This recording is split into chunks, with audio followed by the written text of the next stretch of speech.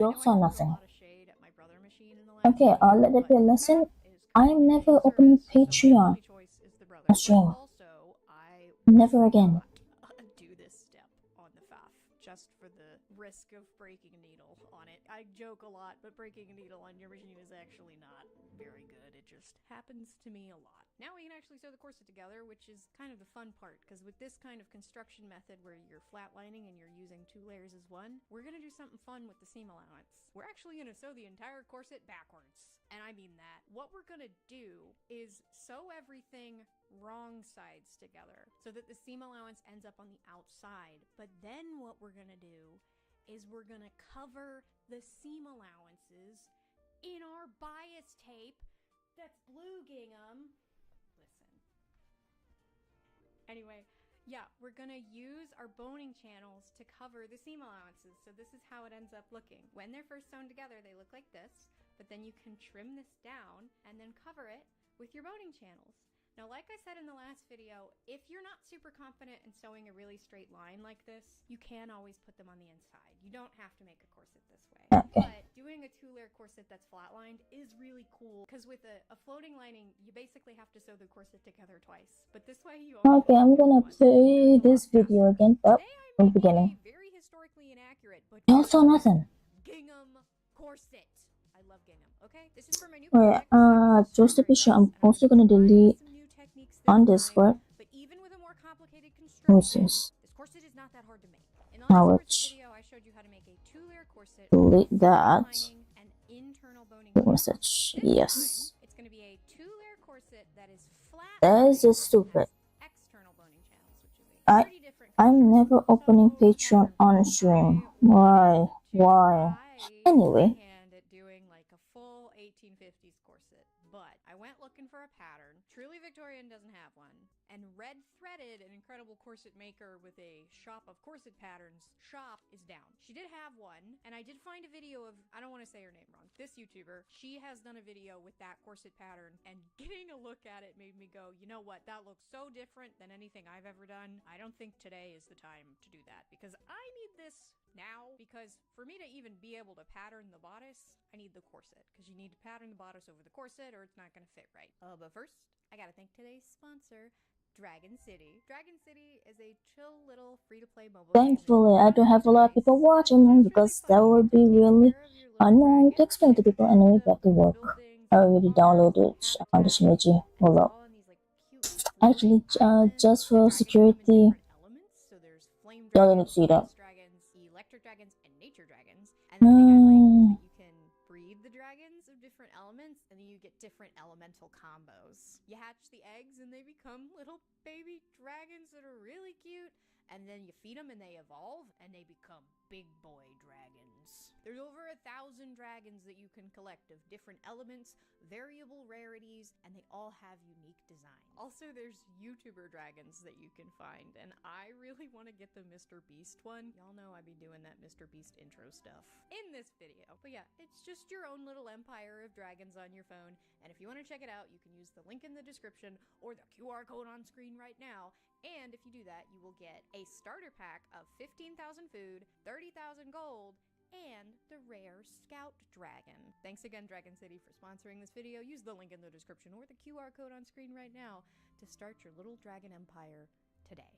Back to the corset. So what I decided to do is go with the But corset pattern that supposedly, I already make and alter I it have a deleted little bit every to trace include one of the technique previous that was in stream, so you 1850s shouldn't be able to corsets see that I've anymore. never done before, so I could try Hopefully I did it. it right. That technique being a bust gusset. So what I did was I Also, don't took worry, my I'll corset pattern that replay I the made for my like second Sarah corset. Spaceman I video essentially again. just took the I see part I'm missing a lot over right the now. bust, and I took off the curve that normally becomes the bust, and I took that and transferred it, and I made a new bust gusset. And I only wanted to do one bust gusset because I'm scared and I'm lazy. So now I have a corset pattern with big old hips and one place for one bust gusset. We'll see how that goes. I did try. Okay, I did do a test. So what I have on the table right now is half of the corset. I have chosen this beautiful pink gingham and this blue duck cloth for the structural layer because FedEx is refusing to bring me Okay, I my think duck. But I it's also okay now. reinforced this gingham with Oh, interfacing, and normally you don't want to do this okay. whenever you don't want to put your interfacing on the fashion layer, but this fabric is really cheap and thin and it really needed it. what we want to do right now is ignore the front and backs. And we want to focus on these three. Because what Let's we want to do chat. for flatlining is take each of our pairs and we want to temporarily combine them so that we can sew with them as if they were a single piece of fabric. And Okay, there it is. something called pad stitching, which is essentially just a big old whip stitch through the Now you get to watch me do this. You can also just do a basting stitch around the edges. But we gotta do something different to the fronts and backs because these actually need to be. I don't think I've ever shown you guys how like sometimes like process thing will work. Now you get to learn. Sew down the edges that are going to become the center front and the center back. We needed to do that to the center back because that's where the lacing strip is going to go. So to have a clean edge on that side, we want to bag line that edge. But we needed to do this right now because the first thing we need to do before we sew any of the pieces together is install a separating busk, which I've literally never done before. Because I've never needed to. A separating busk is a metal closure that goes at the front of the corset, and it serves essentially to make it so that you don't have to lace the corset up every single time you want to put on the corset, like the last corset I made. But not having a busk is totally fine. Corsets did not always have separating busks, and it's also not a safety issue because the fastest way to get yourself out of a corset if you need to in an emergency is to cut your laces. If you tried to undo the busk on a fully laced corset, you would bend or break the busk before it let you out, which is why if you have a corset with a separated busk, you need to fully unlace the corset before you undo the busk. It is not a quick release to get you out. It is a quick closure to help you get in. Now, like I said, I've literally never installed one of these before, but I have watched like 30 people do this on YouTube, so let's go for it. Here, I'll show you the busk. Why didn't I pull out a busk yet? I don't know. This is the busk. I'm sure I'll put B-roll in there for this. So I have my busk, right? So you've got one side with tiny mushrooms and one side with Diet Coke tabs. You may notice this one I already did the bag lining on. You want to do one of them already, and you want to wait to do the bag lining on the other because we actually need to mark on this where the Diet Coke tabs are going to go through. But this one, it can be bag lined already because we're actually just going to stab a hole into the fabric and shove the little mushrooms through. It's pretty simple. Pretty sure the way you do this is you put it in here, and I need to determine where this is going to go and sort of make them kiss. This is the thing where if you mess this up, it would probably be bad, but we're not going to mess it up, okay? Because we have a heat erase pen. And what else in the world do you need besides a heat erase pen? I'm gonna mark where that is gonna sit. I honestly think the easiest way to do this is gonna be like do this and do that. So I'm gonna go ahead and this side is probably the easier side, the mushroom side. It's down, middle, yep. The pointy thing that you use to poke I cannot take. I don't have one, but I do have these like foam tools. So I'm just gonna use my foam tool. That's not working. Oh, I bent it. There's no way I don't have some kind of pointy metal in here. Oh, wait, I do. A yarn needle. Let's see if that works. Or a darning needle. Is that what these are called? Okay, that one's too dull. Aha! I did it. I did it without an awl. You're not supposed to like cut a hole because it's supposed to go like through the threads, but I'll be real honest. I think the mushrooms might need to get a little hole punched with the hole puncher, and if they do, it's not the end of the world. Okay, so let's see if we can shove these mushrooms in there. No, that's not gonna work with the interfacing on there. I'm gonna punch holes in it. Now let's see if the mushrooms will go in. Aha, they do. Yay! Yay! Okay, and now I'll do it later, but what we're gonna do after that is sew real close to the edge of that bone to secure the busk in there. See? It's not that hard. I didn't entirely do it right, but that one's easy. And so now this one, we need to make like more marks on it. So what I'm gonna do is I'm gonna take my ruler and I'm gonna go ahead and I'm gonna mark my seam allowance.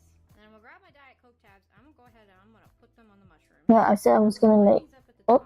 Today I'm making a very historically inaccurate but very cute gingham corset.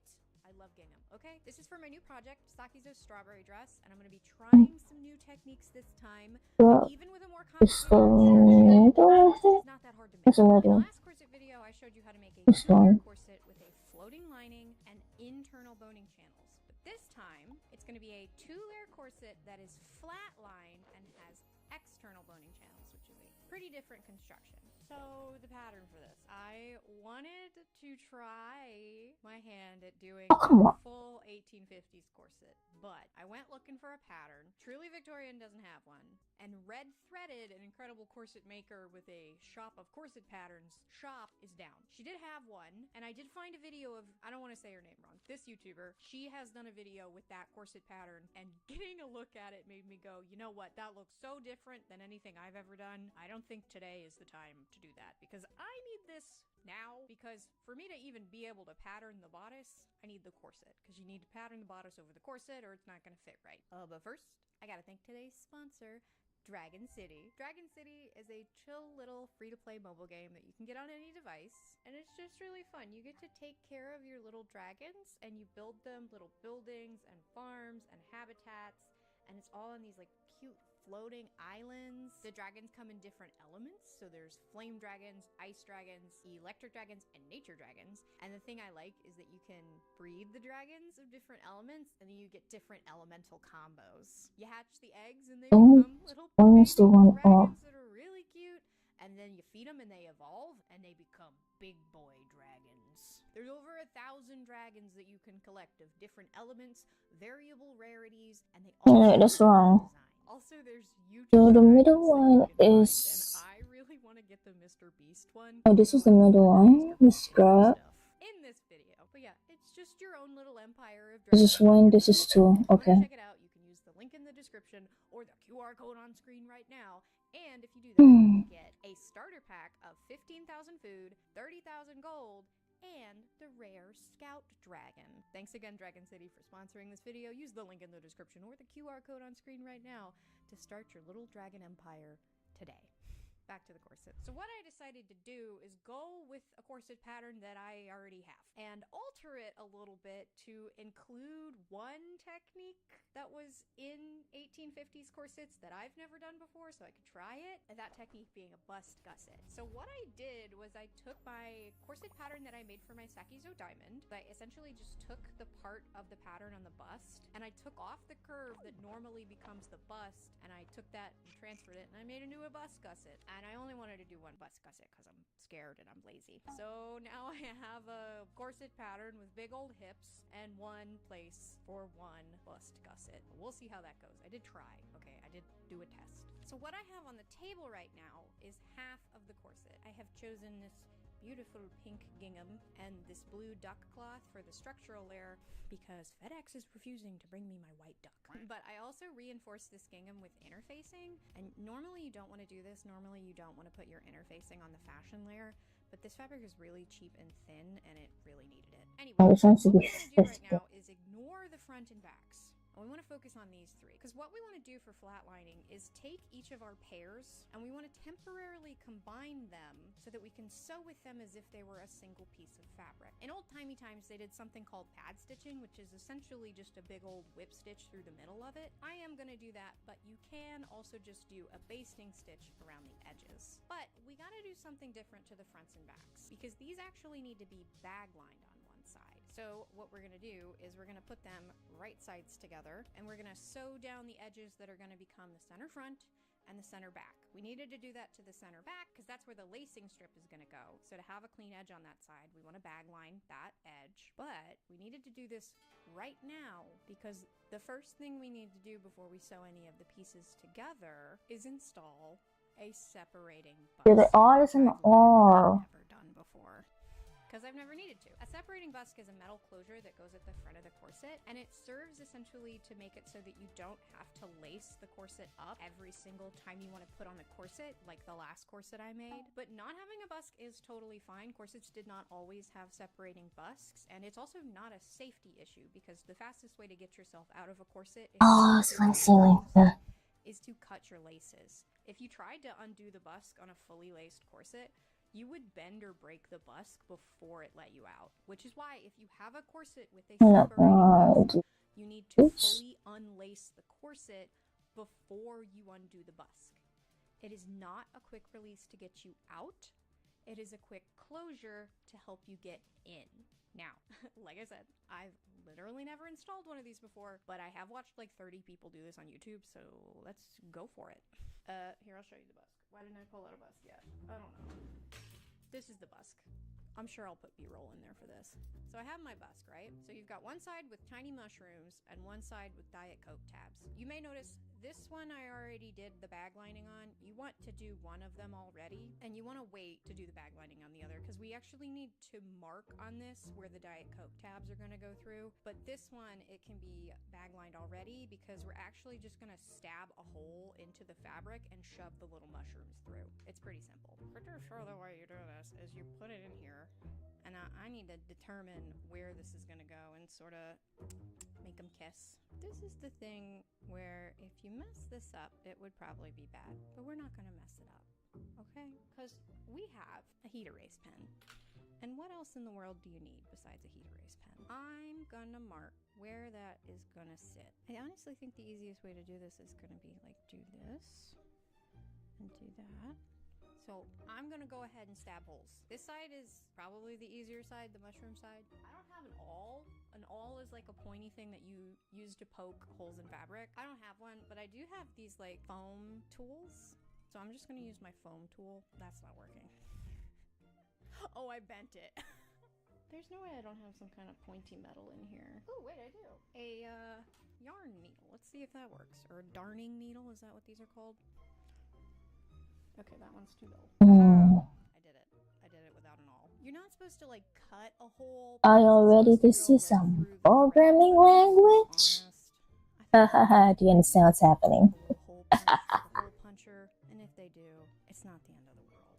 Okay, so let's see. Don't ask me to like teach you how to program. I am not a good teacher. I'm gonna punch holes in it. Now let's see if the mushrooms will go in. Hey, they do. Yay! Yay! Okay, and now I'll do it later, but what we're gonna do after that is sew real close to the edge of that bone to secure the busk in there. See? It's not that hard. I didn't entirely do it right, but that one's easy. And so now this one, we need to make like more marks on it. So what I'm gonna do is I'm gonna take my ruler and I'm gonna go ahead and I'm gonna mark my seam allowance. And I'm gonna grab my Diet Coke tabs. I'm gonna go ahead and I'm gonna put them on the mushrooms. And I'm gonna line these up at the top. And so now I know that this is gonna start right here. Put it where it's gonna go. Essentially what we're gonna do is I'm going to mark at the top and the bottom of every single one of the Diet Coke tabs. So now we have a bunch of marks, and basically, maybe I'll do a graphic for this. Sew, stop, backstitch, pick up, backstitch, sew, stop, backstitch, pick up, backstitch, sew, stop, backstitch. Get it? You're gonna make holes in your seam allowance for the Diet Coke tabs to go through. So I'm gonna do that. Okay, so now to take this to its full glory, I'm gonna need to press it flat. So I'm gonna go do that. She's pressed, so now I should just be able to take my Diet Coke tabs. We should be able to find those little holes. Ooh, and birth little Diet Coke tabs out from in between the fabric. If it would even let me do it. Yeah, look at that. I made my first busk. Baby's first busk. Okay. So now we gotta do the part that will probably scare some people, because the likelihood that you will break a needle, not on my like button, but on your busk, is pretty high, but you can reduce that risk by using the right foot.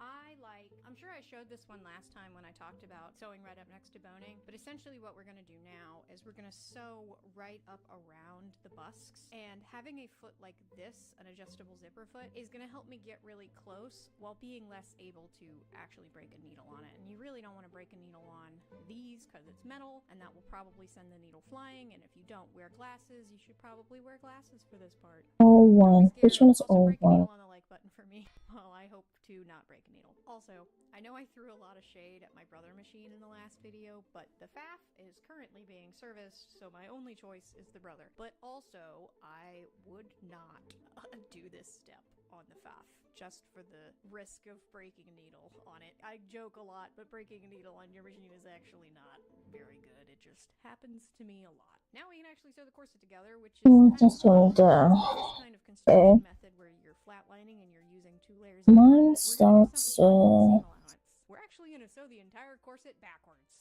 And I mean that. What we're going to do is sew everything wrong sides together so that the seam allowance ends up on the outside. But then what we're going to do is we're going to cover the seam allowances in our bias tape that's blue, gingham. Listen.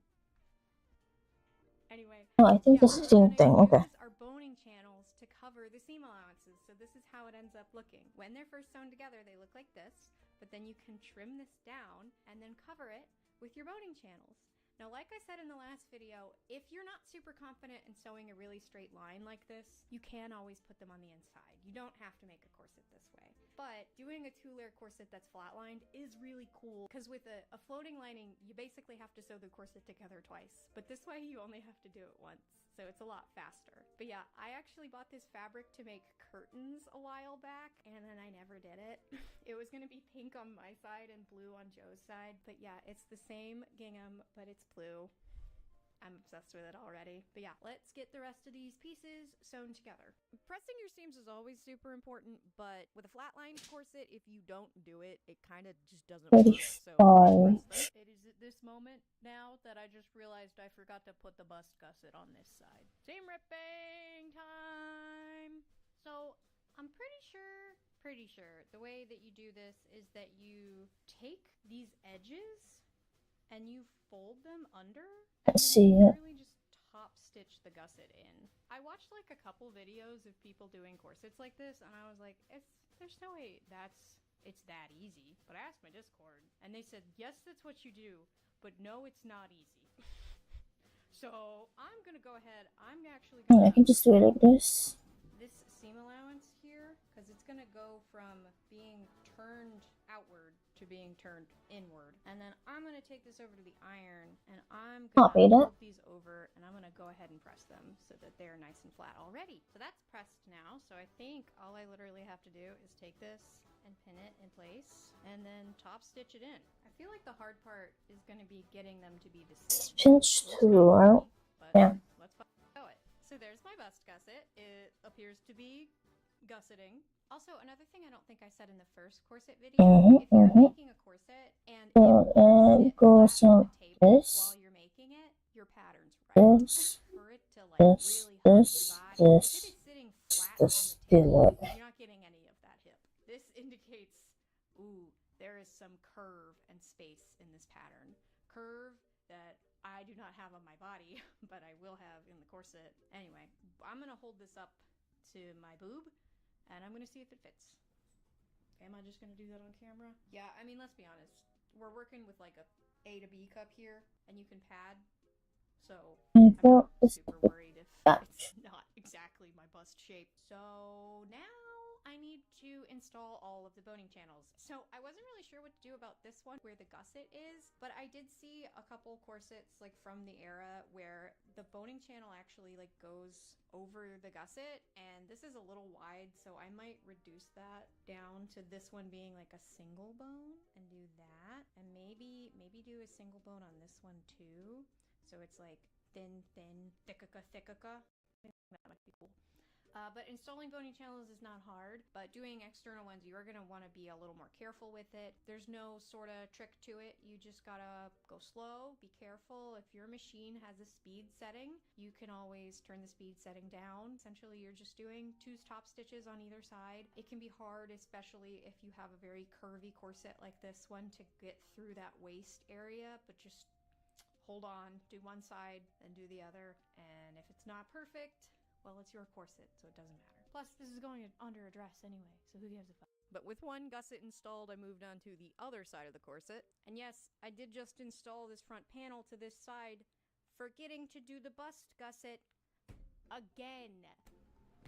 But with the other gusset installed and all the boning channels done, I added some cute pink lace that I didn't actually have enough of to go all the way around the corset, so it kind of just stops at the armpit. But I basted that on first before installing the binding, which of course starts the same way every time. You unfold the whole thing, you place it right sides together on the top, and you straight stitch it onto the top of the corset before refolding it and flipping it to the other side. And I actually decided to do a stitch in the ditch for this one. A stitch in the ditch is literally what it sounds like. You do a stitch in the ditch that you just created by sewing the binding onto the top of the corset.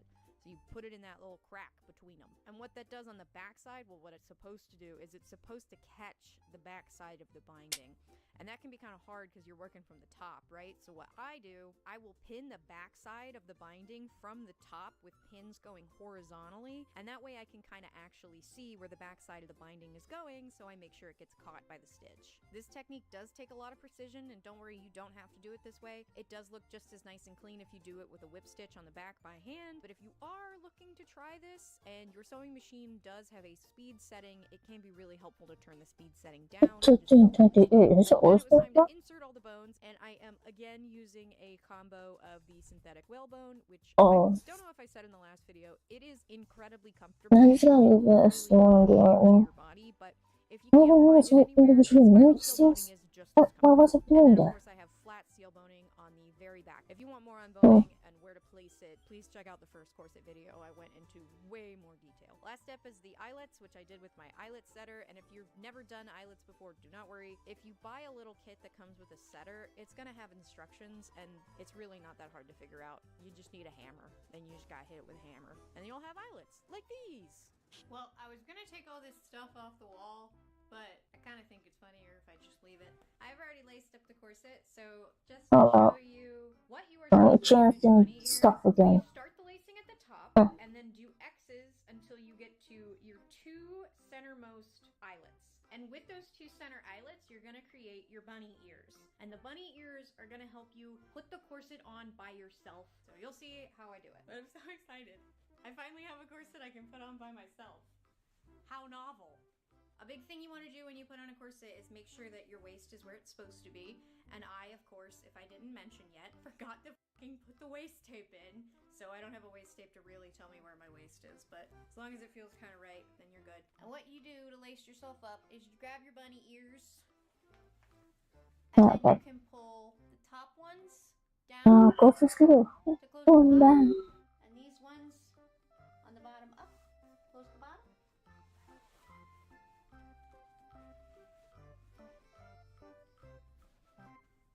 And there we go, a corset I can put on myself. Wow, what a fun invention busks are. Okay, this came up a little too high, but we're not gonna mess it up, okay? But I can fix that by hand, I swear.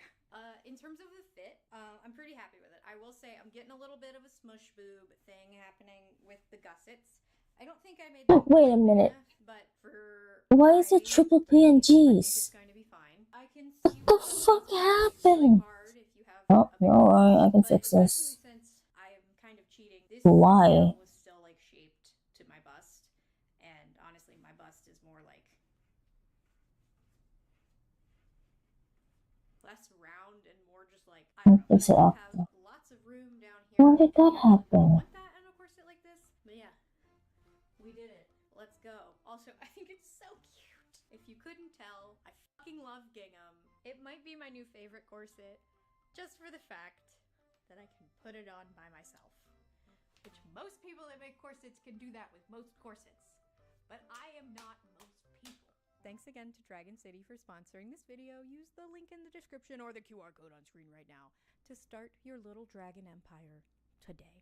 Thank you so much for watching. If this helps you on your corset journey, please break a needle on that like button for me. If you have any questions or concerns, please join the Spacecraft Discord. The next video you're gonna get is gonna be a craft room tour because I'm actually gonna be moving very soon, and this was sort of the last opportunity I had to show you my little space that I craft in. Stay tuned for that. If you want to support the channel, you can check out my Patreon, but if you're just liking, watching, commenting, or No wonder it was like so overly long. I thought the PNGs. Thank you to the patrons, Allison, Queen Triple. Platypus, Why? Rose 16, Taylor, Tessa Tessa Bow, Haley, Alyssa, Mac, Akima Aki, Chibi Lise, Rainbow Lola, Gloom Shroom, Infinite Salad, Miba, Kel, Hubasta, Mads, Ollie Boondingles, The King Theory, Magda, Paint It So, Sky, Ash, Sleepy Ellie, Audrey, Allison, Spacey Stitchies, Foxy McLoxy, Sunny, Coco Yumi, Skasa, Ariana, Articus Minor, Raina, Food Penguin, Emmy, Alyssa, Stephanie, Katie, Experimental Blue, Tobias, Showman, Alice, Lena Sostra, Haley, Evandaria, Samantha, Faybound, Adriana, Amber, Kim, Fennec, Emma, Kaimatsu, Block Kitty DJ, Meredith, Taylor, Sarah, Kira Draws, Cowbones, Bianca, Lunar, Gaia, Lularush Cosplay, Dealis, Fluffy Hair, Marcy, So Into Music, Amelia, Julian, Cam, Zen, Pin, Snip, and Claire.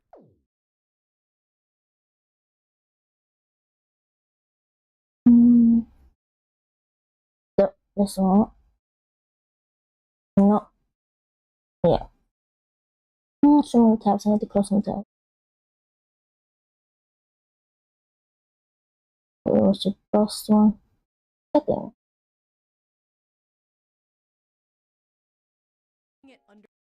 I spent 4 months crocheting strawberries to create this design by the mysterious Japanese Why known as Sakizo. Hey, did I miss something? Why you suddenly singing No one's heard of Backstreet Boys? Today I'll try to answer that and do several other tedious sewing tasks, but Wait, was that a Backstreet Boy reference in the video? What did I miss? I've been playing so much that Anyway, tell me why ain't nothing but a heartache. And then other lyrics, but I can't remember right now. Da da da da da da da. Flowers to get better nectar to unlock more garden. I just finally got a butterfly and a hog-nosed bat, and I'm way too excited about how cute they are. But eventually your wildlife gets tired, so that's when I play You said part of the game. I see. They're match 3 puzzles, but they get really Tell me challenging. why ain't nothing but a heartache. Tell me why But I like that it's like half challenge. ain't nothing but a mess. But it's nice because if the puzzles get too hard, I just go play in the garden and it's very chill.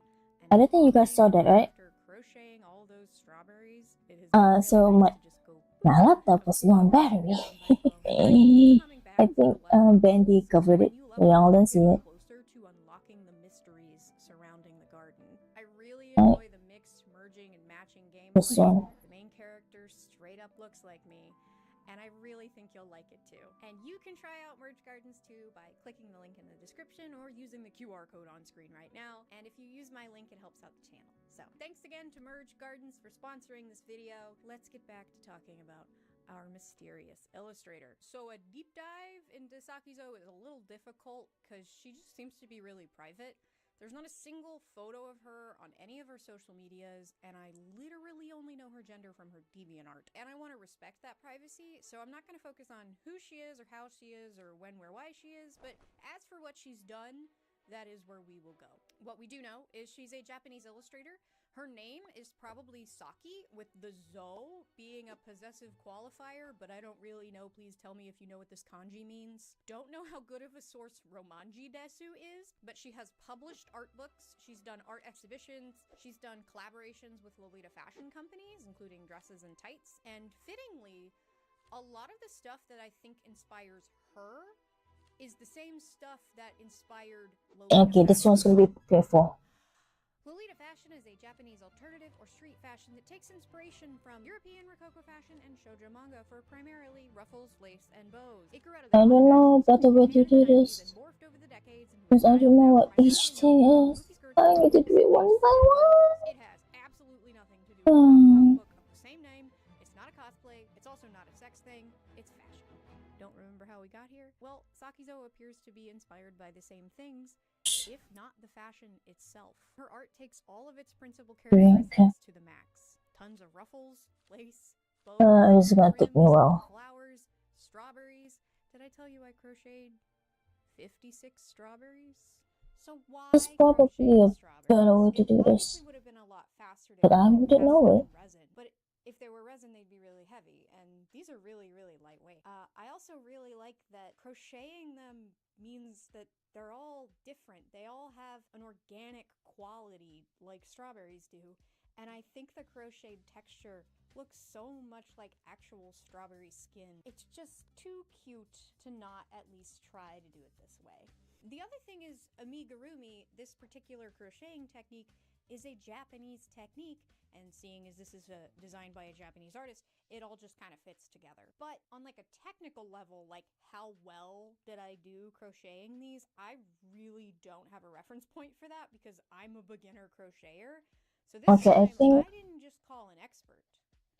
I called in a deity. Hi everybody, my name is Yarn Guys Cosplay, and I'm a crochet cosplayer. Okay, then I can just like copy this and then like. Cosplay, I thought we're all supposed to be like sewing, and like I learned very quickly that I hate sewing, like with a burning passion. But I still wanted to cosplay, so one of my friends was like, "What if you just like crochet your cosplays?" And I was like, "Well, let me try." And it has been 8 years since, and now I have a whole crochet business, and I've been crocheting cosplays for almost a decade. Crocheting is basically like knitting, but the major difference is one, you use one crochet hook. Crochet cannot be mass produced by a machine.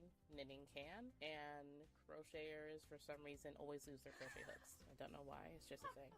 So the history of it, I feel like, is I've seen like, people talk about the origins of it being French. I know crochet is a French word, but it doesn't necessarily have French origins. If you go over like, I know in Ghana, Nigeria, there is a huge crochet population over there.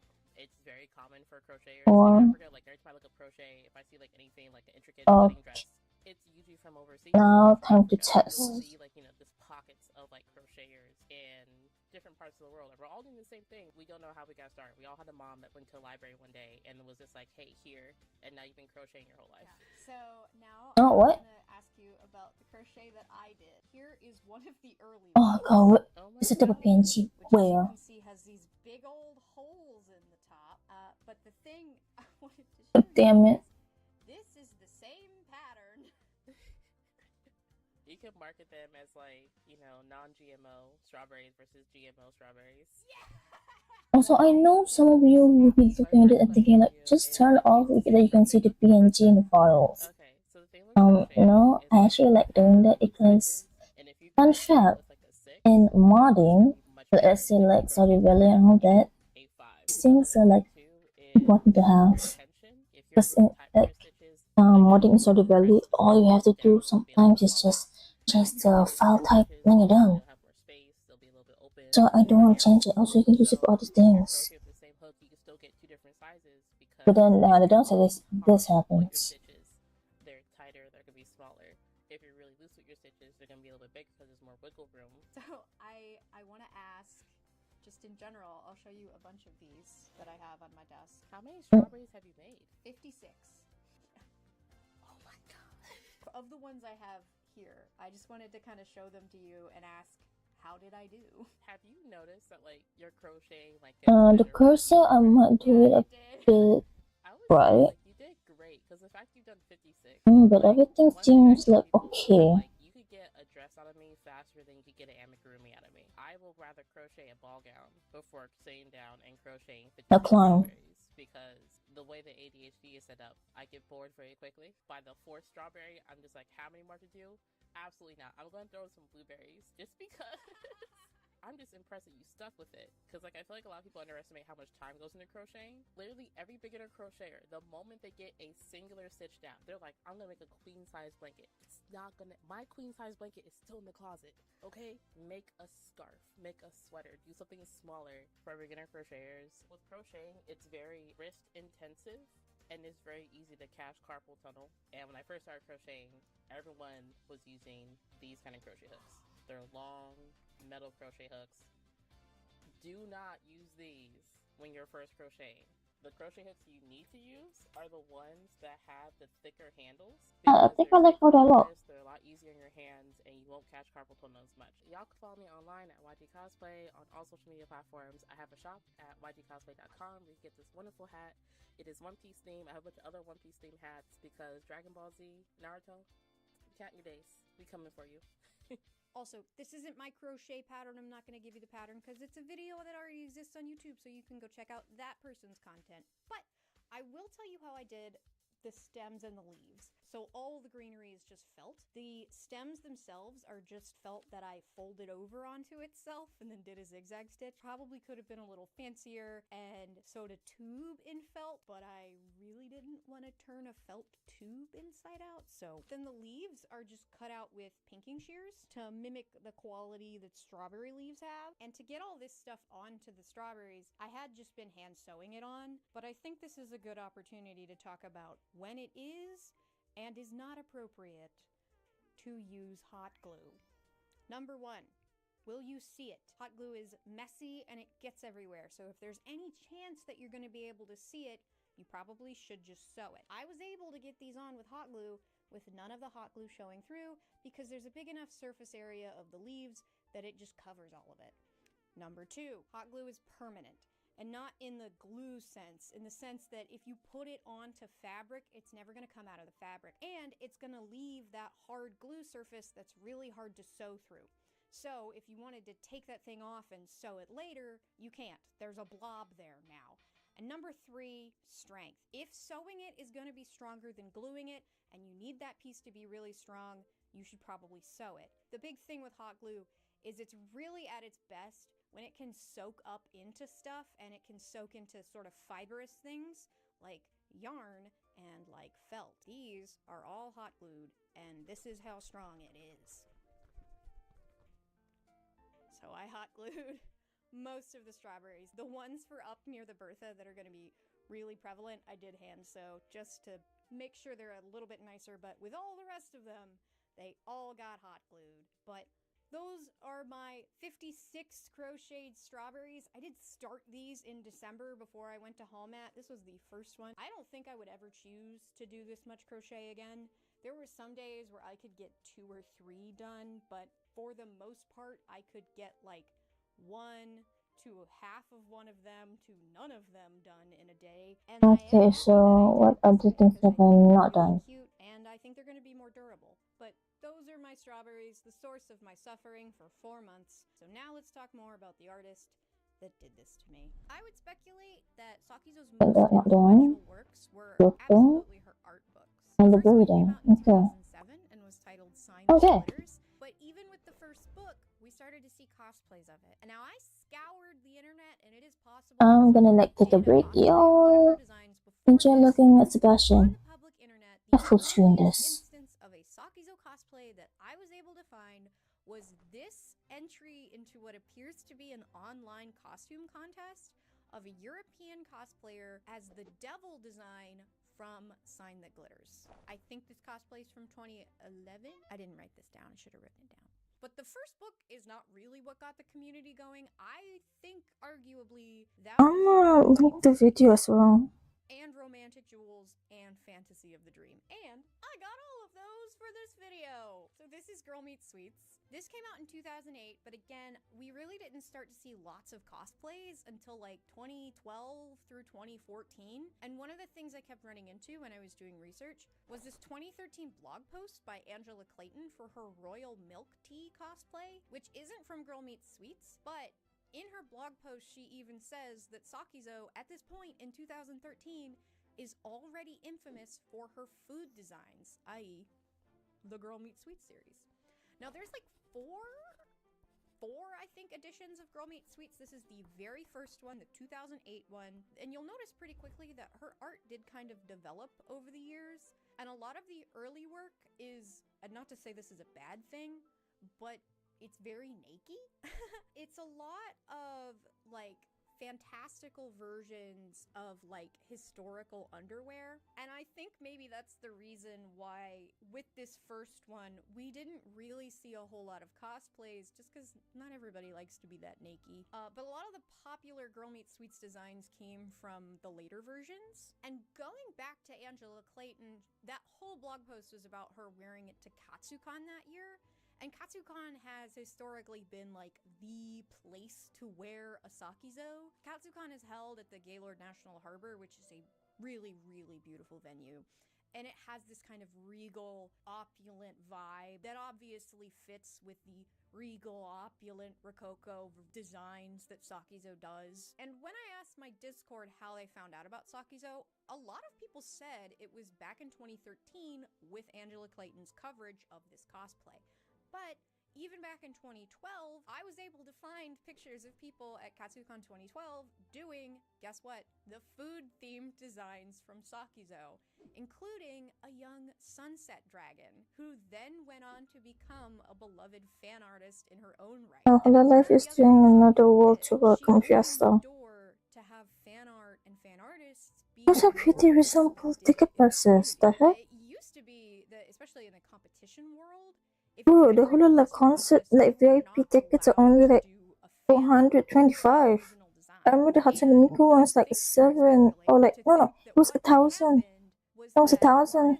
Like Sakizo and Sunset Dragon and Hannah Alexander and Desi Desu, they raised the bar to the point that they kind of had to change the rules. And especially in a competition setting, a lot of character designs, say from like anime, because of the nature of the art form, anime designs have to be relatively simple so that they can actually be animated. You wouldn't want to animate a Sakizo design and have the animators suffer through drawing all those ruffles. But fan artists can do whatever they want and only worry about making the cosplayers suffer. Speaking of suffering. So yeah, about that lattice pattern, I could not find a lace that was wide enough that looked anything like that. So I have to do it myself. Bottom tier is kind of going to be a cakewalk because it's just a straight panel. So that lattice pattern can be just straight. But this top tier that's a circle skirt has already proven to be a pain in the ass. So I already went through and I marked with my quilting ruler where the lattice is going to be and where my seam allowance is going to be. And then I tried to start marking the lattice, and I very quickly realized that, oh, this thing is curved, and just using the 90-degree angle on the quilting ruler was not going to cut it. So I had to make myself a template. Now, I'm not going to go into huge detail about how I got myself a curved lattice. The short answer is Illustrator, and the long answer is it's a pattern brush that I made the size of the skirt. And then tracing it would have been a lot easier if I had a light box, but just putting it under the fabric and tracing it pretty loosely worked pretty well. So now I have the full circle skirt with the whole lattice pattern traced onto it. So now I have to do the lattice. Here's the plan. I've got some 1/4-inch twill tape, and I'm gonna try something new. I got some double needles for my FOF, and we're gonna see if we can put the twill tape on with a double needle. So not every machine is gonna be able to do a twin needle, and if your machine can't, you can still do this. You would just have to do it the way I did the music staff on my Miku, where I went down one side and then the other. But I've never done this before, so I am gonna practice. I have some scraps and a little piece of twill tape, and I have my little twin needle. I'm gonna put this on, and now I need to thread it, and I need to double thread it. Just got some good old Coats and Clark. So on mine, I have my 2 thingies, right? And then over here is the thing I have to pay attention to. There's actually a little fin in here that's gonna separate the threads. So if I put this one in, thread it like normal, and then when I get to the fin, I'm supposed to like go on one side. Okay, there's one, and then this top one goes in, and then this one goes on the other side of the little fin. That should be it. So I guess let's try it. Okay. That did not sound good. Okay, well this is a pin tuck. What did I do wrong here? So that means there's a tension issue. But the thing about this machine is it has like auto tension. Like I'm not actually able to change the tension, I don't think. But what I can do is help out this fabric. Maybe some tearaway stabilizer will take this from a pin tuck to 2 stitches. Round 2. There's a stitch jam. Bitch, I don't see a stitch jam. Round 2. Oh yeah, that helped. Okay. But that's what I want. So what we've learned is this is going to require tearaway stabilizer. So I guess now, round 3, I'll try it with the twill tape. Lining this up is going to be hard. Okay. I feel like that looks great. So that's great news that that works, but the bad news is now I have to sew an entire lattice pattern onto 2 tiers of this entire skirt, 1 strip of twill tape at a time. At least we got the twin needle to work. But yeah, I'm gonna be doing that for several days and using a whole lot of tearaway stabilizer on the back. I mean, using the twin needle is literally gonna make it take half the time that it would have taken. And I kind of wish I had been brave when I was making my Miku and tried this out for the lines on the music staff, but that wasn't a huge pattern, and this is a really big pattern, and it's gonna look really pretty when it's done, but it's gotta get done, and it's gonna take forever to do. Okay, well, that actually only took me 2 days, but oh my god, look at it. It's standing up on its own like this because I haven't taken the tearaway stabilizer off of it yet, but we'll get rid of that. That'll be a whole thing. If you look real hard, there's a couple spots where, you know, it's not a perfect lattice. Like this one here, a little more of a rectangle than a square right here, but for the most part, it's kind of perfect. I just want to keep looking at it. It's like satisfying. So now I have not yet cut out the bottom tier, so I'm gonna go cut that out on the living room floor. Hey, actually I can cut this on the table, holy sh**. But I already cut a piece of this off, and I really just wanted to show you the satisfaction of what a brand new pair of scissors can do.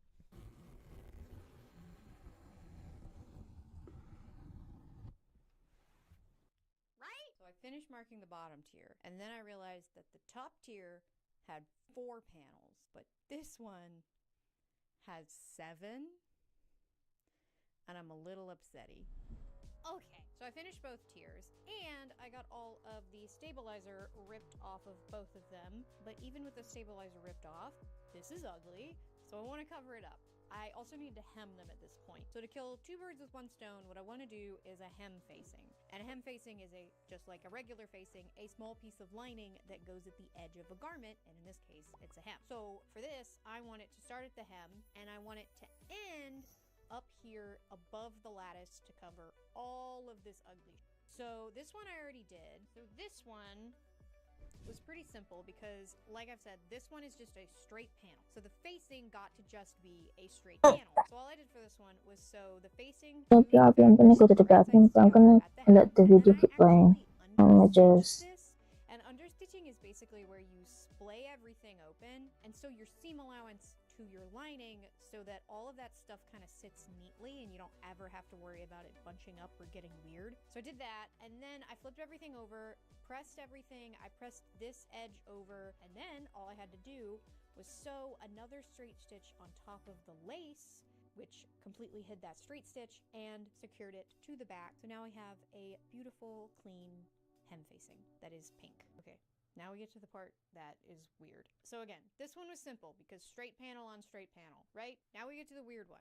So this one is a cut as a circle skirt, so I can't put a straight panel on the edge of this or it would get really weird. Unfortunately, it still got really weird because this is my hem facing that I have cut. I needed to cut it on the bias, and when you cut stuff on the bias, you obviously use more fabric. But I completely forgot to buy fabric to use as the hem facing, so I just used what I had in my stash, and I did not have enough of this pink, so it's also gingham. None of this is important. This is just what happens when I forget to buy fabric. Anyway, this one had to be bias tape. That's the only important thing you need to know. I might need to do the top part of this where I secure it to the back by hand because it's curved, and just because it's bias tape doesn't mean it's going to be able to go up to the top and fit correctly without me doing some shit and like folding stuff. We'll see. I don't know. It might be a little weird in there. So I'm gonna gather them both differently, again, because the top tier needs special treatment. But for this big one, we're gonna do something that I did for my first Sakizo cosplay, and that is gathering with a couching stitch and embroidery floss. And a couching stitch is any stitch that goes over top of a thing, really. So while we're doing a zigzag stitch on the machine, we call it a couching stitch because it's going over a thing, and that thing being some embroidery floss. So I'm gonna put my couching foot onto the machine, and we're gonna do a couching stitch. But I will add that I really like the metallic embroidery floss because, you know, it's like made of plastic. And that means it's like not as fibrous as regular embroidery floss, which makes it easier for it to not get caught by the actual zigzag stitch, which is important because we want to be able to do this. So the bottom tier's gathered. Now I need to do the top tier. And this one I'm just going to gather up with a set of 2 parallel really long straight stitches, and then I'm just going to grab the bobbin thread and gather it all up that way. I have apparently been doing ruffles the dumb way because you are supposed to do 2 parallel lines because it just makes everything sit flatter on the top. All the ruffles I've done previously on the channel, I haven't done this and I've had a problem with it, but I did try it with this and it works so much better to just do 2 of them. So just do 2 of them. So I was about to gather this up and then I realized that I want pockets in this and I've completely forgotten about them as usual. So if I was doing this in like the historical fashion way, I would just have a slit in one of the seams of the skirt, and then I would slip my hand into that and I would have an 18th century pocket like tied to my waist. That would be pretty sick. However, the way I cut these skirt panels, there's not going to be a seam on the waist. So I'm going to do something really not historically accurate at all. Why, I don't know why I keep telling you that it's historically inaccurate, because the whole goddamn thing is because it's a cosplay. But, you know, being inspired by historical fashion is fun. I can't be inspired about the pockets, though. What is inspiring me is the way you do a zippered pocket, but without the zipper. Okay, so I've made my pocket, and I have marked on the fabric where the pocket's gonna go. And so this is gonna be they're both the inside of the pocket, right? They're both going on the inside. But this side is the back side of the pocket. This is the front of the pocket. And on the back side, look, I added extra little phone pockets, so that's fun. So we wanna ignore this one right now. So I'm gonna pin one side of the pocket bag to the right side of the skirt, and then I'm gonna take this over to the machine, and all I'm gonna do is straight stitch down one side of this line, not on the line, but one side. I'm gonna give myself a little point at the bottom, and then go back up the other side. So now that this stitch is in, what we can do is cut down this line that we originally drew, and then we just take all this and shove it into the crack we just made. And you can kind of see where we're going with this. Oh, that looks dirty. So now what we gotta do to make it look not like a labia is press it flat, and then it'll look like a little crack. I'll stop being gross. So from this side, all we gotta do is take the back side of the pocket bag, put that right sides together with this pocket bag, and then literally all you do is sew a straight stitch around it. And once I sew that up, I will have some absolutely giant pockets. And then I can actually gather up the top tier. So let's do that finally. And that's really simple. You just grab both of the bobbin threads, and you want to grab the bobbin thread because the way a sewing machine works is the top thread is actually kind of acting as a loop through the bobbin thread, and the bobbin thread is actually just going straight. So you always want to grab the bobbin thread and not the top thread. If you try to do this with the top thread, it's not going to work.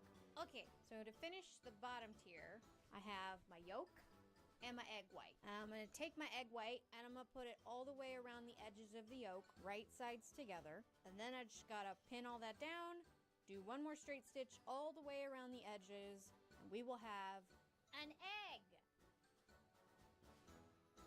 So because the yoke of my egg is a circle skirt, I need to let this hang for a little bit, at least overnight, because what's going to happen is the parts of the yoke that are on the bias are going to stretch out, and once that happens, the hem's going to be really weird, and we already hemmed it.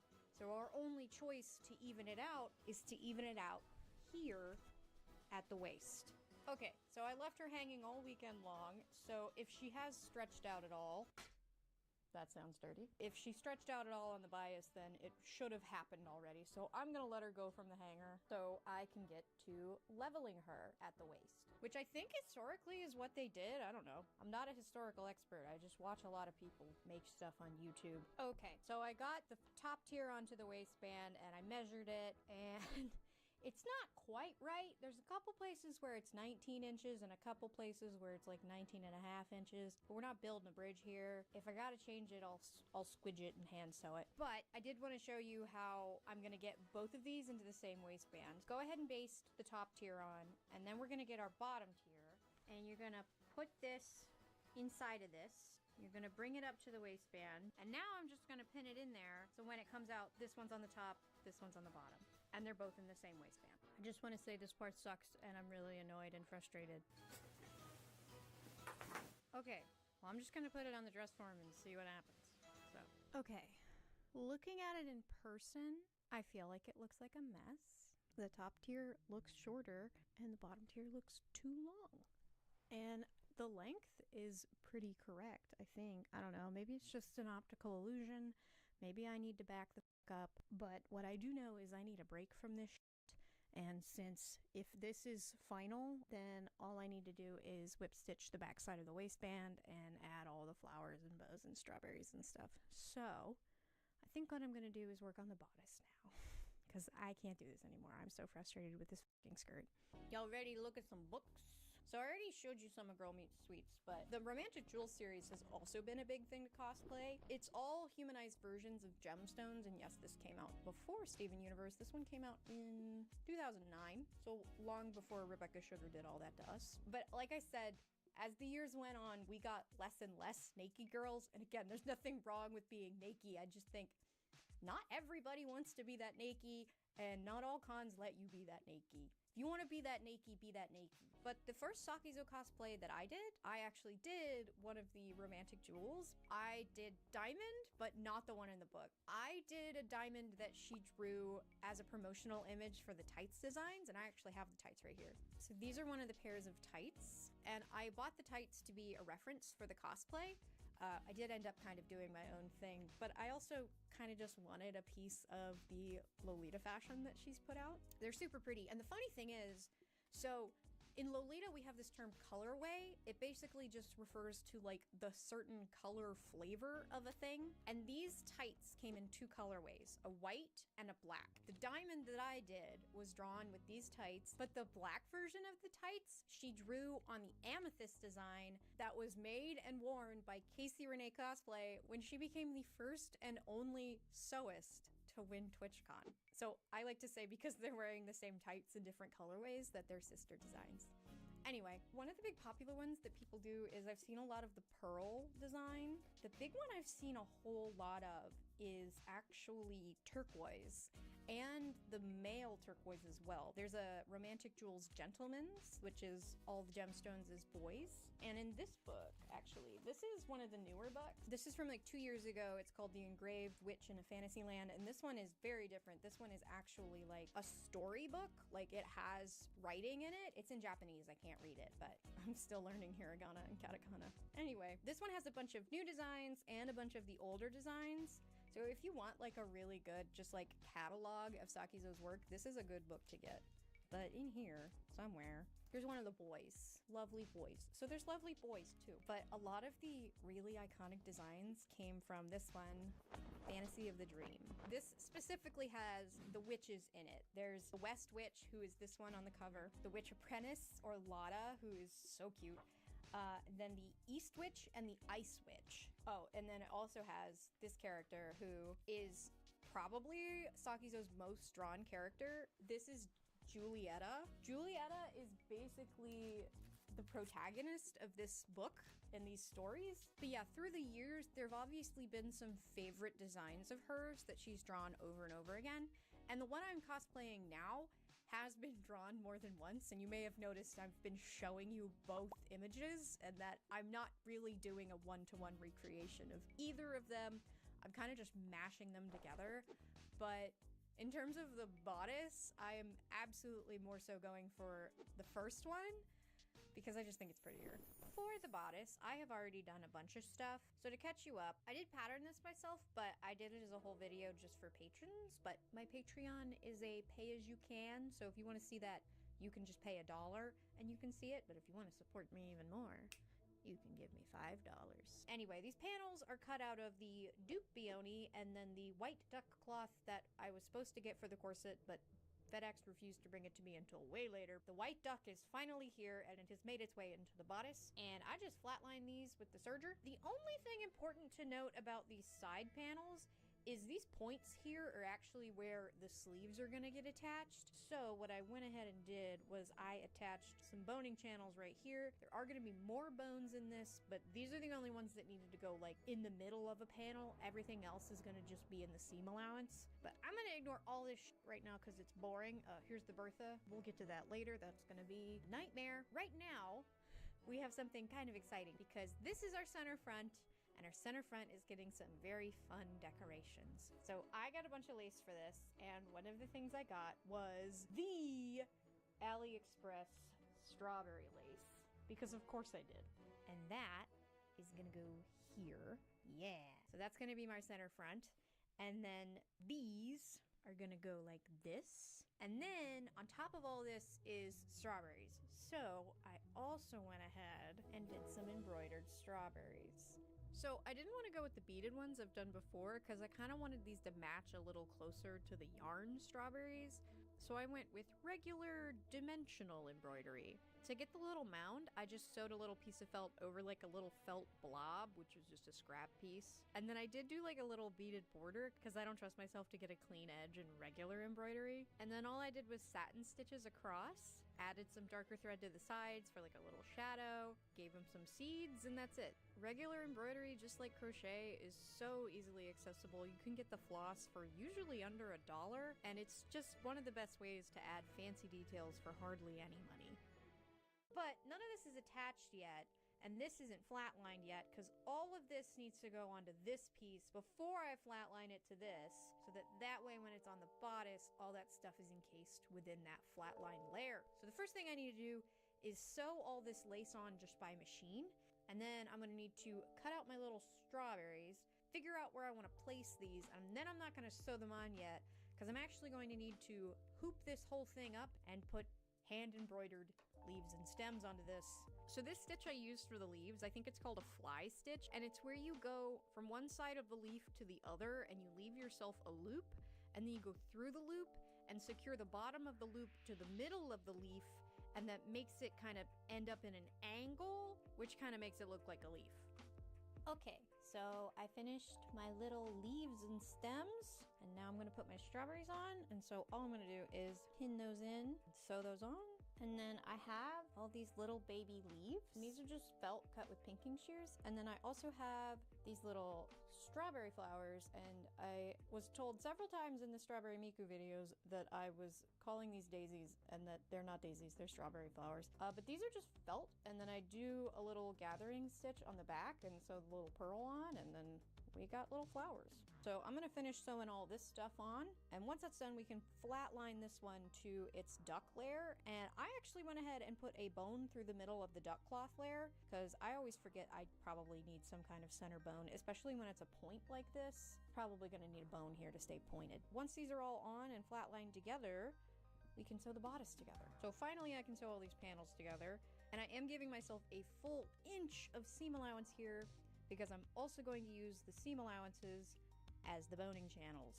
And with all of them sewed together, I pressed the whole thing, and now I have all of these lovely big 1-inch seam allowances that I'm gonna turn into boning channels. There's two ways you could do this. You could either, if you're fine with having the stitch lines on the outside, you could just do a top stitch, sew those in, you'd have a boning channel. But I don't want any visible stitches on the outside. So what I'm gonna do is I'm going to do it by hand so that I can sew my little bit of seam allowance to just the duck cloth layer and whip stitch that all in, which is also what I did to these, because I forgot to sew those boning channels to the duck layer before I flatlined them. But while I was doing that, I discovered a way to make sure I'm not getting this extra layer in there and that I'm just sewing it to the duck, and that was to take like a steel bone, just an extra steel bone, and stick it in your fabric, and that just helps separate it enough, and it gives you a hard surface so that you're not ever going all the way through.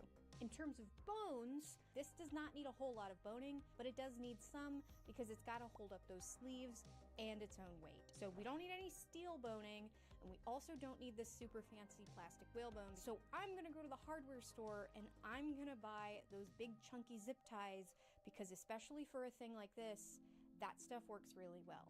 Again, don't ever go for that really cheap like featherweight boning that you can buy by the roll at Joann's. That stuff is worthless. Legit, I cannot think of any use case for that where there is not a better alternative at a better price. Just don't buy it. Okay, gotta say, I think she looks really fucking pretty. Like, this is so pastoral princess. The skirt still looks super weird to me, but the bodice is... I love it. So that's awesome. The boning is all in, and I need to do something about the top. Remember that. No more sebby. I'm gonna like sketch out his other animation. I'm not gonna work on it, just gonna sketch them out. Fill them out.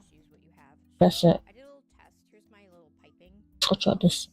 But all you need for piping is bias tape and some kind of rope. I think you can also use like yarn, but I have this rope. But all I'm going to do is I'm going to take a strip of this bias tape, I'm going to unfold it completely, and then I'm going to iron the whole thing flat. Then all I got to do is fold it around my rope and run a straight stitch down it. And now I'm using a foot that I think is a piping foot. It's very similar to my adjustable zipper foot, but it's a little smaller. And I think when I found it, the package said piping foot. So I think it's a piping foot, but it's just a little foot that holds everything on one side. I've never actually done piping before, but I'm pretty sure that all you do is put it on the right side of the fabric facing up this way, because what's going to happen is we're going to sew a stitch here, and then we're going to flip all that over. So I'm gonna go ahead and pin all of it. Oh, and by the way, a little update. I tried the bodice on with my corset on finally, and I realized I couldn't get the backs to close. And I want this to close with like hooks and bars, so I need a little bit of an overlap. And that was actually not a huge deal because remember I made the seam allowances super big? Well, I was able to just, at the side seam, take it from 1 inch to, what is that, 1/4 inch? And that gave me plenty of room at the back for that overlap. So if you're ever unsure if a pattern you've made is going to work, just give it really big seam allowance, because that's why we call it seam allowance. It allows you enough room to make a seam, but it also allows you to make things bigger or smaller. The bigger you make your seam allowance, the bigger you can make the thing later. Okay, so I'm pretty sure the way the corner works is that you just cut it. So I'm just gonna do a little snippy snip. I also gotta be careful here not to get any of these bones. Oops, probably a good time to tell you to break a needle on that like button. Okay, I broke the needle on the foot and not a bone. If you're using an adjustable foot, always make sure the needle is in the right position before you sew. And then I think at the corner here, what you're supposed to do is sew past where you cut. And then I think what you do is you turn out and then you start from here and then keep going. Okay, so now that's on. I think all I do now is just fold everything. Oh, that looks bad. What happened here? This part looks bad, look. See how it's like not butted up and you can see the other stitch? I'm gonna undo that and do that again without. I literally have to sew it like I put the camera here and then I do this. I'm gonna do that without the camera in my way and we're gonna fix it. Okay, I think I fixed it, kinda. Still not great, but I mean, I'm competing in this. Doesn't matter. And why is that so stuck? Okay, that bone got sewn through. That's kind of an issue. So because I don't have a traditional lining, I think what I'm gonna have to do is fold all of this up and then hand sew all of this in to the duck cloth layer. But for the top, because the berth is going on top of there, you're never really gonna see it. So I think I'm just gonna do the top in white bias tape. That's mostly it for the bodice. So I want to rewind back to 2014 and tell you where I was with cosplay back then. So I had been doing cosplay for a couple years, but 2014 was when I started doing bigger builds, and I had no idea who Sakizo was, but my biggest cosplay influences were cosplay YouTube. I was watching Mango Cyrene, who now goes by Fawnina. I was watching Acceleration. I was watching Deja Vu. But the giants whose shoulders I stood on the most were Kamui and Kenpatsu, because my first big build was armor. I had done a couple smaller cosplays before, but it wasn't until I made this Elder Scrolls Online cosplay that I had the experience of going to a con and having people really want to take my picture. It was the first time I ever felt like the diamond of the season, and literally nobody even knew what that cosplay was from. People kept asking if I was Shredder from Teenage Mutant Ninja Turtles. But armor has this attention-grabbing power, and I think anybody that's done armor will tell you that even simple armor builds garner a lot of attention, especially back then. But a lot of the times, sewing is just not like that. When I wore my D&D character to DragonCon, not a single person asked for my photo, and that's okay. I don't just wear cosplays to get photos, but one of the most relatable things I have ever heard at a con was a girl asked her friend, "Hey, what do you want to do now?" To which she replied, "I think I just want to go walk around the dealer's room and have people tell me I look pretty." Absolutely sane. Anyway, sewing as opposed to armor when it's simple is just not inherently interesting to the untrained eye. But Sakizo's designs really give sewists a playground of detail to really let their skills shine in a way that anyone can understand. And like, I know when I look at a well-tailored school uniform that took a lot of work and that is really impressive, but your average person doesn't know that. But anybody can look at Sakizo cosplay and be like, wow, that's incredible. Armor. I wonder if my yawns and stretches are getting picked up by the microphone. People think armor is cool. You don't see people walking around on the street in armor. But when you use a thread to combine pieces of woven thread, you can't help but feel this connection to all of human history, because we've been doing this forever. Anyway, let's finish this thing. Okay, so these are like a 6-piece sleeve. So what I have on the table is my little sleeve. This one here is the outermost flounce. It is just the same pattern as the actual sleeve pattern, just a little shorter. Good enough. I went through and I machine scalloped the whole thing.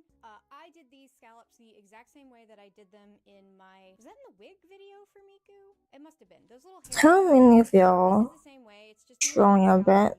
You should drawing a bit more. Still comfy. Currently lying on my bed. No drawing. God, it's right there. So comfy. And then at the very bottom we have the actual sleeve pattern. So this one is actually going to be the puff sleeve. Then below that I have a channel for the elastic to go through, because I do want it to be elastic right here, because it's just going to be more comfy that way. That's going to go in between them, and it's also going to serve to gather them up a little more. And then down here we have the lower arm flounce. The tripping is like with this thing, right? Cut as a circle, and I machine scalloped this one too. And then underneath that, we have the same circle cut out in white chiffon. So now to solve my little sleeve puzzle. So what I want to do is I want to put these 3 together, and instead of gathering them up individually, I want to go ahead and baste them all 3 together, and then I can gather them all up at the same time. So now that they're together... I really want to remove the tripping animation, because tripping from like this position doesn't make sense. On the actual sleeve. So now I just gotta get this gathered down to where it'll go around my arm snugly, but not too tight, because then it'll restrict arm movement. And then I want to gather this down. I could change the tripping animation to when they're running or just walking. Majority of the gathering, because this is where the elastic is going to be, and we're going to sew this onto this. So that's together. So now I'm going to get my lower sleeve, and I'm just going to basically do the same thing I did to the upper sleeve and sew these 2 together around the top. And then I'm going to check and sew it to the bottom of this band. But once it's attached, I can try it on. So I pinned up the side and I shoved some felt in here. So I mean, it's a sleeve, that's for sure, but it doesn't really look like the picture. The first problem is that I can't see the nice puff sleeve, right? It's under here, and it looks good, but it's getting covered by these. So I don't think I wanted them to trip. It wouldn't look good. One isn't quite as gathered as I would like it to be. So what I'm gonna do is... You can change it while they're like walking, like regular walking here, then they trip. I'm just gonna shorten both of these by about 3 inches, redo everything I did before. I think once I do that, I'll be a little happier with it.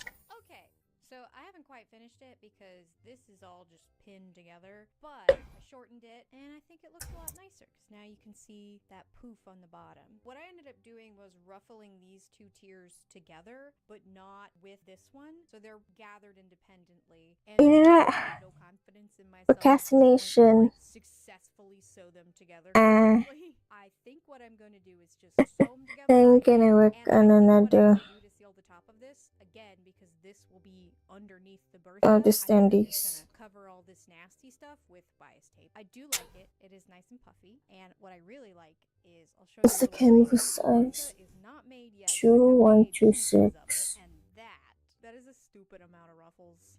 So I'm gonna finish the other sleeve, and then we can move on to the Bertha. Happy Bertha Day! I don't think I'm gonna make creepy 9 cms tall.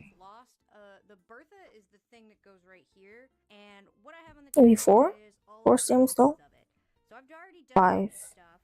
This here is I think 5 is good. on the bottom. Just the dresses one is gonna be 9 cms tall. And it is literally just a little strip of the dupioni that I scalloped by machine and then pleated up, and then this stuff here is like the main part of it. I'm not keeping 4 cms tall. It's just the duck claw. Maybe 5. Also, don't So that's the acrylic allowance, cutting allowance.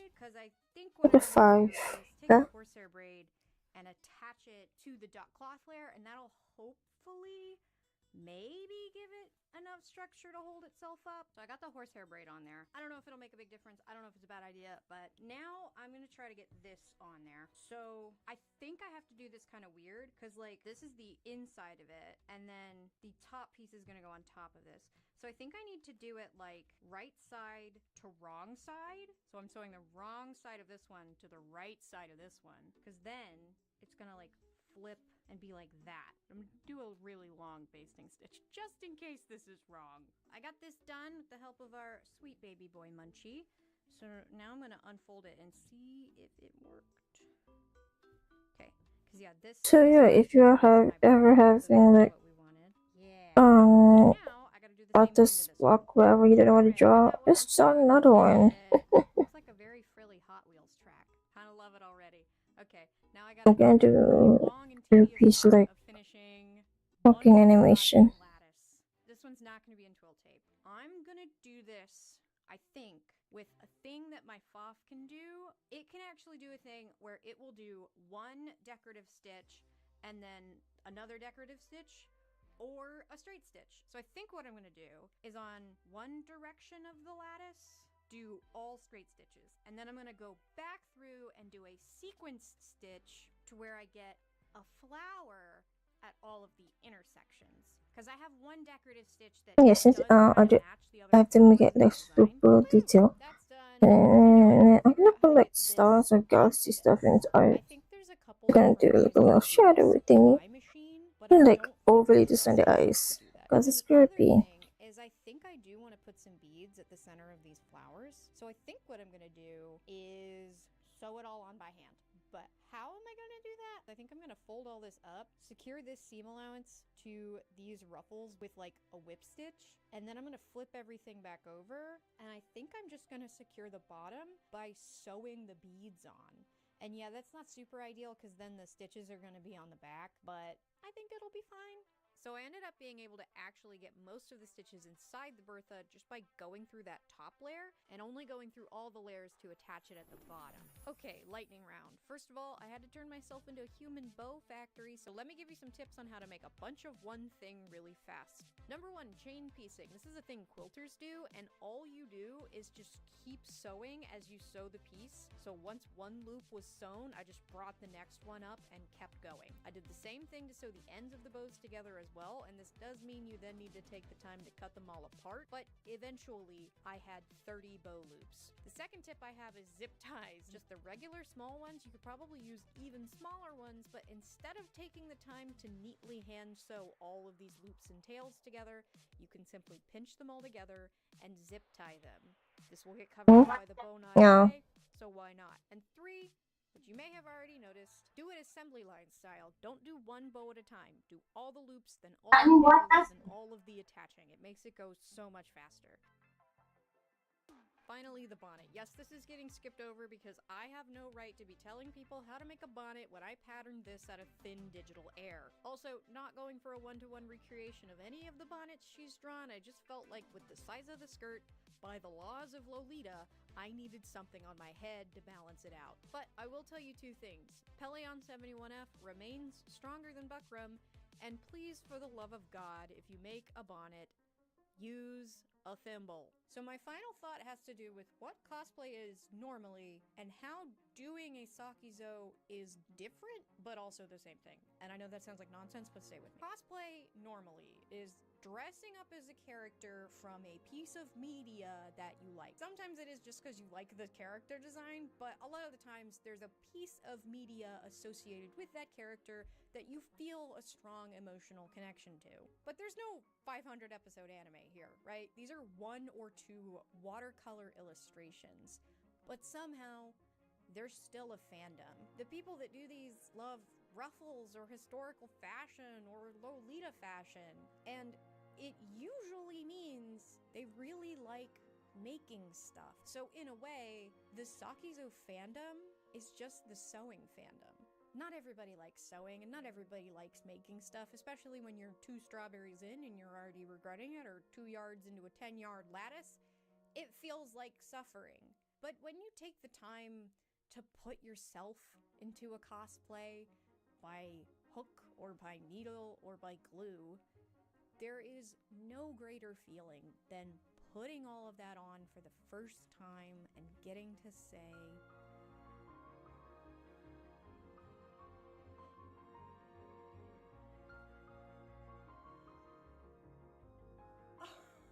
I did that.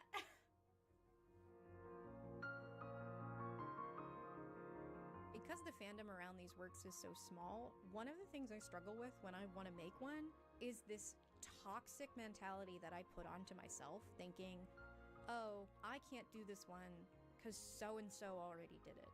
But I have to stop doing that to myself, and we all do. Cosplay as an art form will always inherently have people doing the same designs, even in small fandoms. So remember, you can and should cosplay anything you want, no matter who's already done it, and that learning from the people that came before you is a good thing. We all stand on the shoulders of giants, and I invite you to stand on my shoulders to reach higher than I ever will. While the strawberries did take me 4 months to get through all of that crochet, I was actually able to make this dress in 3 weeks. Why? Because I'm doing this full time now.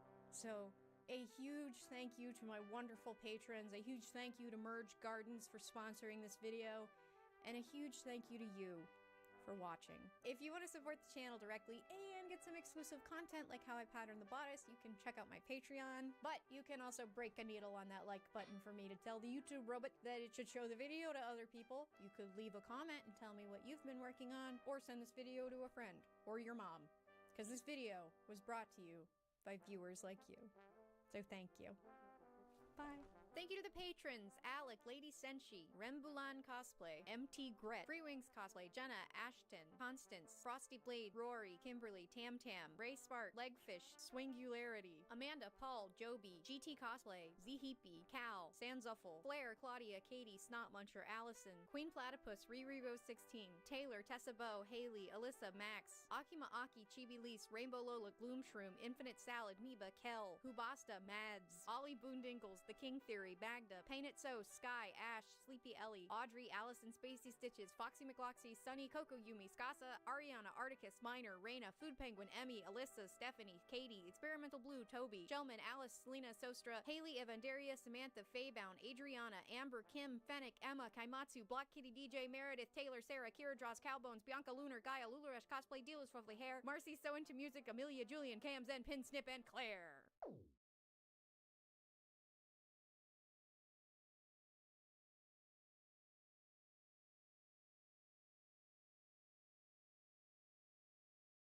You've seen this, right? It's the TikTok mushroom. But why is putting a mushroom on your head so popular? Why do I want to do this but is the cordyceps from The Last of Us? And what happened that made this project go so wrong? This is a story about mushroom fashion and a failed cosplay. But first, let's thank today's sponsor, Skillshare.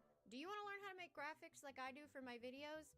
Well, Skillshare has everything you'd need to learn. And motion graphics is the kind of career path where you really just need a good demo reel. So if you're looking for a career change, Skillshare is a good place to start. I've just taken the very scary leap of becoming a full-time YouTuber, but knowing that there's great resources on Skillshare has been really helpful. They've got lots of classes on starting a business, productivity, and marketing. I've been looking into the creative confidence and silencing your inner critic class because I absolutely need it after this project. And for my entire career as a motion designer, 3D programs have been that one thing that I was just not confident in. So I've also been taking this Getting Started in Blender 3D course so I can stop having After Effects crash 30 times just because I turned on the Cinema 4D 3D.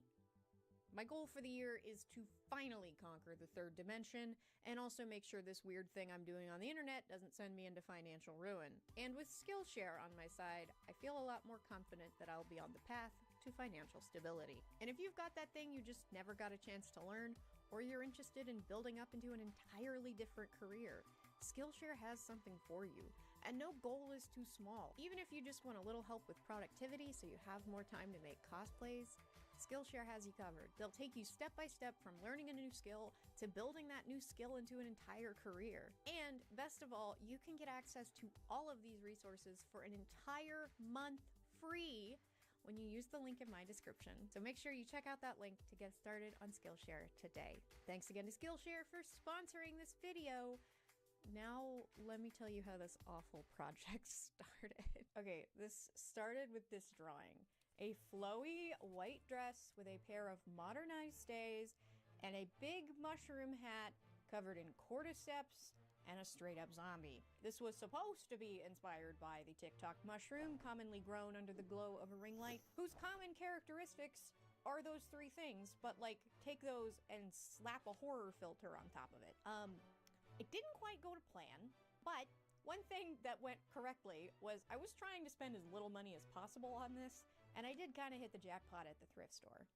I found 3 panels of these linen curtains. They're really, really long. They're a linen polyester blend. I'm gonna use a pattern that I already have. This is a pattern that I got on Etsy. It's for a leather dress, but I love it because it has these big, beautiful bishop sleeves, and that is what I want. I'm gonna ignore the skirt part of the pattern and just use the bodice and the sleeves. And I am gonna add a collar. And this pattern comes with a facing piece for both the front and the back. And what that facing is normally supposed to do with this pattern is give you a clean edge on your neckline, but because it's the same shape as the neckline, I'm just gonna alter the facing a little bit and use it as a collar. This is gonna be like a flat collar as opposed to like a stand collar. A stand collar is like the kind you see on like button-up shirts, and a flat collar is normally what you see with like Peter Pan collars. And of course I'm making it a Peter Pan collar. So I'm just gonna cut my pieces out of the linen.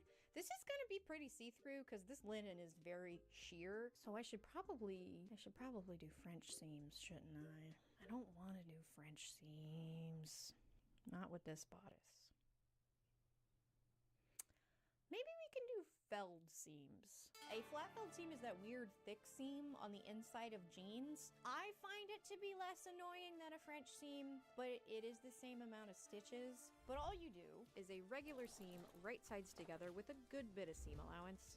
You open all that up, and then you fold your seam allowance twice over onto one side. And this little packet encloses all the raw edges, which you can then seal away forever by pressing it down and doing one more straight stitch and then another press. I don't know why I find this less annoying than French seams, but I don't know. I just can never get good looking French seams. So I was felling each seam as I went, but then I realized I don't know if this is gonna fit. So I stopped completely felling them and just sewed them together so that I could try it on. So here it is. It does fit, and it is big enough that I can get it on over my head without a zipper. And I really don't want to put a zipper in this fabric. And I'm gonna wear the stays over top of it anyway, so this can be a little big and flouncy. So now that I know this fits, I am gonna finish felling these seams, but then I'm gonna do the collar. So for the collar, I literally just taped the front and back facings together. And I'm just gonna like draw this into a Peter Pan style collar shape and cut it.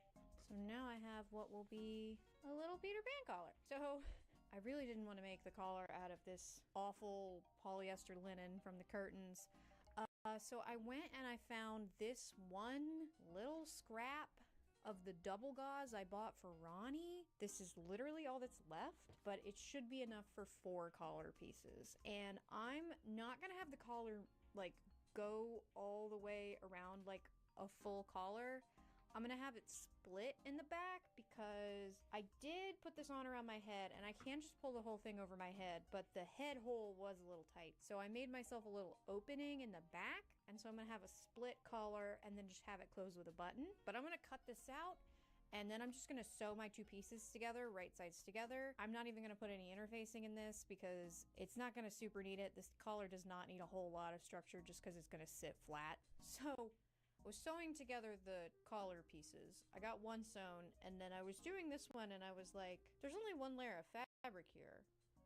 Well, turns out that little scrap was not quite enough.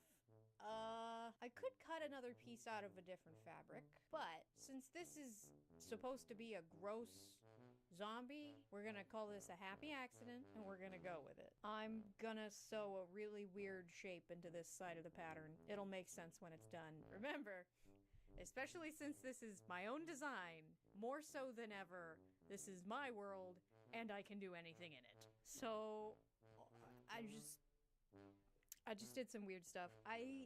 It's gonna be gross and dirty and weird and gonna have lots of weirdness going on, so just run with it.